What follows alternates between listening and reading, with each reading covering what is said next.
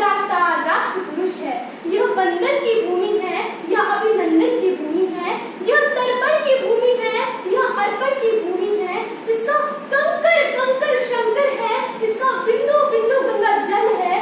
ये बुद्ध की भूमि है, ये राम की भूमि है। आओ हम सब मिलकर समृद्ध भारत बनाएं, आओ हम सब मिलकर समृद्ध भारत बनाएं। विकसित भारत 2047 की ओर एक एक कदम बढ़ाएं, विकसित भारत 2047 की ओर एक एक कदम बढ़ाएं। नव भारत कुछ ऐसा हो जो भेदभाव से दूर रहे, नव भारत कुछ ऐसा हो जो भेदभाव से दूर रहे।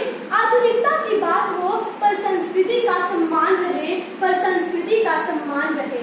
अध्यात्म आयुर्वेद और विज्ञान, अध्यात्म आयुर्वेद और विज्ञान तीनों अपना चमत्कार दिखाएंगे। है भारत में भी दम, पूरी दुनिया को दिखलाएंगे, पूरी दुनिया को दिखलाएंगे।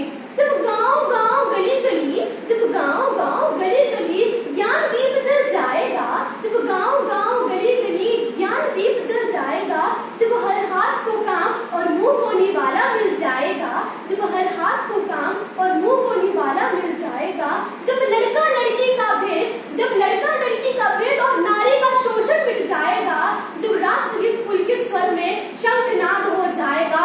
सच कहती हूँ, तभी भारत विकसित भारत कहलाएगा, तभी भारत